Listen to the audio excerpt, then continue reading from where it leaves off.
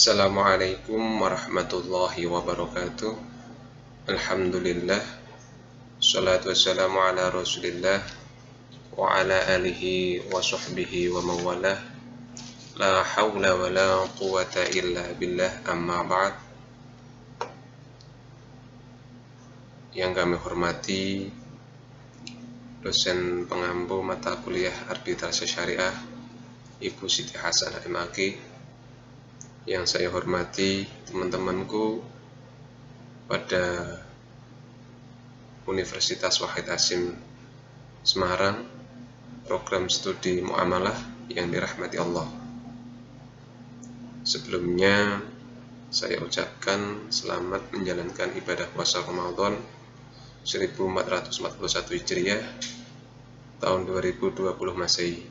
Semoga amal ibadah kita, khususnya puasa Ramadan, diterima oleh Allah Subhanahu wa Ta'ala, dan kita termasuk umat-umat yang beruntung. Amin Allahumma amin. Perkenankanlah saya Muhammad Ulil Albab pada kesempatan kali ini untuk menyampaikan mata kuliah Arbitrase Syariah. Dalam hal ini pokok pembahasan kita adalah pengertian dan kelembagaan arbitrase. Apa itu arbitrase? Yaitu cara penyelesaian suatu sengketa di luar peradilan umum yang didasarkan pada perjanjian arbitrase yang dibuat secara tertulis oleh para pihak yang bersengketa. Landasan hukum arbitrase Islam pada Al-Quran Surat An-Nisa ayat 35, Bismillahirrahmanirrahim. Wa in khiftum shiqaqa bainahuma fab'asu hakaman min ahlihi wa hakaman min ahliha yurida islahan yuwaffiqillahu bainahuma innallaha kana 'aliman khabira. Shadaqallahul 'adzim, yang artinya, dan jika kamu khawatir ada persengketaan akan keduanya, yaitu suami istri, maka kirimkanlah seorang hakam atau arbiter dari keluarga perempuan. Dan jika kedua orang hakam itu bermaksud mengadakan perbaikan atau perdamaian, niscaya Allah akan memberikan taufik kepada suami istri itu. Sesungguhnya Allah Maha Mengetahui lagi Maha Mengenal. Selanjutnya, landasan hukum arbitrase Islam yaitu as-sunnah, ijma' di Indonesia mengacu Undang-Undang Nomor 30 Tahun 1999 tentang arbitrase dan alternatif penyelesaian sengketa. Selanjutnya, SK MUI Nomor Kep 09 MUI garing Romawi 12 tahun 2003 tanggal 30 Syawal 1424 Hijriah tertanggal 24 Desember 2003 tentang Badan Arbitrase Syariah Nasional. Sejarah arbitrase dalam masalah Islam, yaitu sebelum Nabi Muhammad SAW menjadi Rasul, beliau adalah sebagai juru damai perselisihan dalam masyarakat Makkah. Beliau bertindak sebagai hakim tunggal. Beliau juga memberi wewenang kepada sahabat untuk menjadi hakim dalam menyelesaikan sengketa antara sahabat di tempat tinggal mereka. Jadi pada masa itu Rasulullah memberikan wewenang kepada para sahabat di wilayahnya masing-masing, sehingga dalam hal masalah sengketa dapat diatasi sebaik mungkin dan seefisien mungkin. Selanjutnya, pada masa kepemimpinan Umar bin Khattab ada istilah risalah al-qadha, yaitu pelimpahan wewenang di bidang pengadilan kepada pihak lain untuk tugas itu.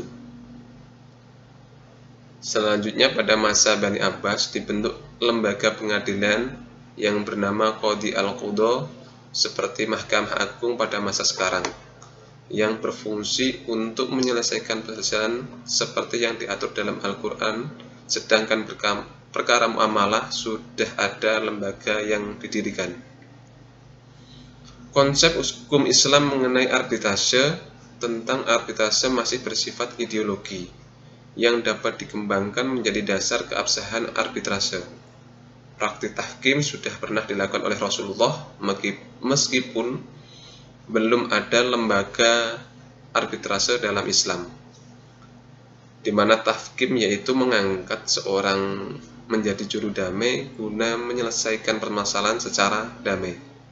Pada istilah sekarang, tahkim diterjemahkan sebagai arbitrase, dan orang yang bertindak sebagai juru damai disebut arbiter atau hakam. Konsep hukum Islam tentang tahkim hanya berlaku dalam masalah keluarga, sedangkan konsep arbitrase menurut hukum positif berlaku untuk berbagai masalah seperti perdagangan, industri, dan lain sebagainya. Ruang lingkup dan objek arbitrase berkaitan dengan persoalan peraturan undang-undang yang mengatur hak-hak perorangan atau individu yang berkaitan dengan harta benda, tugas hakam yang berhubungan dengan wewenang, sengketa yang berkaitan dengan hak perorangan. Sengketa yang diselesaikan oleh hakam hanya yang dapat diterima sifatnya untuk didamaikan. Dalam mazhab Maliki berpendapat bahwa tahkim boleh dalam permasalahan harta benda, tetapi tidak dalam perkara hudud, kisos, dan li'an, karena masalah ini merupakan urusan daripada pengadilan. Pada dasarnya, keputusan hakam dari segi pelaksanaannya atas dasar suka sama suka di antara kedua pihak yang bersengketa. Berarti tidak ada paksaan, keduanya saling rela, legowo untuk masalah sengketa ini. Keputusan hakam apabila telah dianggap sah dengan syariat Allah tidak dapat dibatalkan lagi, seperti keputusan hakim di Mahkamah Agung. Pada akhirnya keputusan perdamaian, keputusan damai mendapat persetujuan dari kedua belah pihak. Kelembagaan arbitrase baik berskala nasional maupun internasional adalah sah apabila badan atau lembaga tersebut telah memenuhi syarat dan ketentuan yang diatur dalam Undang-Undang Nomor 30 Tahun 1990. Lembaga arbitrase di Indonesia atau BANI didirikan pada tanggal 3 Desember 1977 atas prakarsa Kamar Dagang dan Industri Indonesia atau Kadin. Tujuannya yaitu memberikan penyelesaian yang adil dan cepat dalam sengketa-sengketa perdata yang timbul yang berkenaan dengan soal-soal perdagangan, industri, dan keuangan, baik yang bersifat nasional maupun internasional. Unsur-unsur dalam struktur BANI terdiri dari 1. Ketua, 2. Wakil ketua, dan yang ketiga beberapa orang anggota tetap dan beberapa anggota tidak tetap. Selanjutnya adalah sekretaris. Model-model arbitrase. Latar belakang munculnya APS, yaitu pasal 130 HIR dan pasal 154 RBG. Yang terdapat berbagai kelemahan yang terkandung dalam sistem litigasi. Yang perlu dicari sistem penyelesaian sengketa alternatif yang dianggap lebih efektif dan efisien. Selanjutnya, mediasi dan arbitrase memiliki beberapa keunggulan komparatif dibandingkan litigasi. Beberapa model IPS diantaranya adalah 1. Arbitrase, negosiasi, mediasi, konsiliasi, pencari fakta, mini trial, ombudsman, dan peradilan adat. Penyelesaian sengketa melalui lembaga arbitrase lebih disukai oleh pelaku ekonomi dalam kontrak bisnis yang bersifat nasional maupun internasional, dikarenakan sifat kerahasiaan, prosedur sederhana, dan putusan arbiter mengikat pada pihak disebabkan putusan yang diberikan bersifat final. Sebagai upaya hukum dalam perkembangan dunia usaha, baik nasional maupun internasional, pemerintah telah mengadakan pembaharuan terhadap Undang-Undang Arbitrase Nasional dengan dikeluarkannya Undang-Undang Nomor 30 Tahun 1999 tentang arbitrase dan alternatif penyelesaian sengketa. Cara-cara penyelesaian sengketa perdagangan, satu diantaranya adalah negosiasi, merupakan komunikasi dua arah yang dirancang untuk mencapai kesepakatan pada saat kedua belah pihak memiliki berbagai kepentingan yang sama maupun yang berbeda. Karena itu, negosiasi merupakan sarana bagi pihak-pihak yang bersengketa untuk mendiskusikan penyelesaian tanpa melibatkan pihak ketiga sebagai penengah, baik yang tidak berwenang mengambil keputusan maupun yang berwenang mengambil keputusan. Selanjutnya adalah mediasi, merupakan salah satu bentuk negosiasi antara para pihak yang bersengketa, yang melibatkan pihak ketiga dengan tujuan membantu tercapainya penyelesaian yang bersifat kompromistis. Pihak ketiga yang ditunjuk membantu menyelesaikan sengketa dinamakan sebagai mediator. Oleh karena itu, pengertian mediasi mengandung unsur-unsur sebagai berikut. 1. Merupakan sebuah proses penyelesaian sengketa berdasarkan perundangan. Yang kedua, mediator terlibat dan diterima oleh para pihak yang bersengketa di dalam perundingan. Yang ketiga, mediator bertugas membantu para pihak yang bersengketa untuk mencari penyelesaian. Sedangkan tujuan mediasi untuk mencapai atau menghasilkan kesepakatan yang dapat diterima pihak-pihak yang bersengketa guna mengakhiri sengketa. Selanjutnya, yang ketiga, arbitrase, sudah saya kemukakan di awal, adalah penyelesaian suatu sengketa perdata di luar peradilan umum yang didasarkan pada perjanjian arbitrase yang dibuat secara tertulis oleh para pihak yang bersengketa. Arbitrase juga sebagai subjek hukum, baik menurut hukum perdata maupun hukum publik. Perjanjian arbitrase adalah suatu kesepakatan berupa klausul arbitrase yang tercantum dalam perjanjian tertulis yang dibuat oleh para pihak sebelum sengketa terjadi, atau suatu perjanjian arbitrase sendiri yang dibuat oleh para pihak setelah timbul sengketa. Di antara keuntungan arbitrase antara lain dijamin kerahasiaannya sengketa oleh para pihak. Yang kedua, dapat dihindari kelambatan yang diakibatkan karena hal prosedural dan administratif. Yang ketiga, para pihak dapat memilih arbiter yang menurut keyakinannya mempunyai pengetahuan, yang pengalaman, serta latar belakang yang cukup mengenai masalah yang disengketakan, jujur dan adil. Selanjutnya, para pihak dapat menentukan pilihan hukum untuk menyelesaikan masalah serta proses dan tempat penyelenggaraan arbitrase.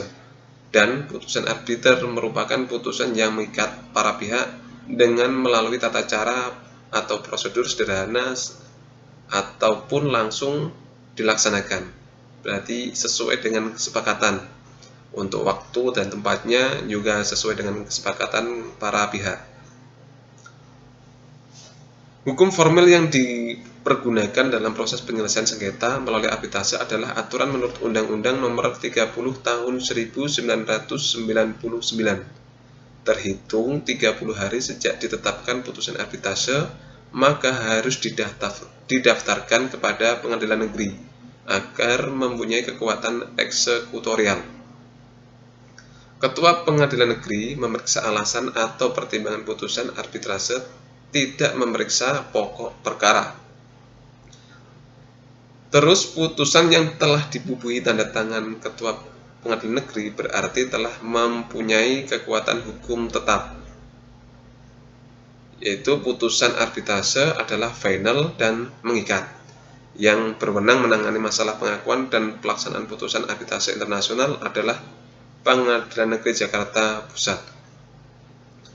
Syarat-syarat menjadi arbiter yaitu pasal 12 Undang-Undang Nomor 30 Tahun 1999. Di antaranya, seorang arbiter adalah cakap dalam melakukan tindakan hukum. Usia minimal 35 tahun, tidak mempunyai hubungan keluarga sedarah atau semenda sampai dengan derajat kedua dengan salah satu pihak yang bersengketa. dalam hal ini bertujuan untuk menjaga netralitas sehingga seorang arbiter benar-benar menjalankan tugasnya dengan baik. Selanjutnya, tidak mempunyai kepentingan finansial atau kepentingan lain di atas putusan arbitrase. Mempunyai pengalaman serta menguasai secara aktif di bidangnya minimal 15 tahun. Jadi menjadi seorang arbiter memang benar-benar dalam hal hukum sudah mempunyai pengalaman yang cukup banyak. Dan hakim, jaksa, panitera, dan pejabat peradilan lainnya tidak boleh menjadi arbiter. Dalam menentukan jumlah arbiter dalam satu kasus, ada beberapa faktor yang perlu untuk dipertimbangkan. 1. Jumlah yang dipersingkatakan. 2. Kompleksitas klaim. 3. Nasionalitas dari para pihak. 4. Kebiasaan dagang yang relevan atau bisnis, profesi yang terlibat dalam sengketa. Yang kelima, ketersediaan arbiter yang layak. 6. Tingkat urgensi dari kasus yang bersangkutan. Selanjutnya, prosedur pengangkatan arbiter. 1. Dengan pactum de compromitendo, yaitu penunjukan dengan cara ini adalah penunjukan yang tata caranya telah ditentukan dalam kontrak sebelum sengketa terjadi. Penentuan tata cara penunjukan arbiter ini dengan menempatkan klausul khusus dalam kontrak bisnisnya. Yang kedua, penunjukan dengan akta kompromis adalah penentuan tata cara penunjukan arbiter dengan suatu kontrak khusus yang dibuat setelah sengketa terjadi, atau dapat juga terjadi penunjukan arbiter setelah perjalanannya kontrak bisnis, tetapi sebelum timbulnya sengketa. Yang ketiga, penunjukan langsung oleh para pihak setelah terjadi sengketa, yaitu para pihak masih diberikan kesempatan untuk langsung menunjuk sendiri apa arbiter, baik tunggal maupun majelis. Kelemahan cara ini adalah para pihak sudah tidak kooperatif lagi karena sengketa telah terjadi, sehingga kesepakatan kehendak dalam memilih arbiter sulit dicapai.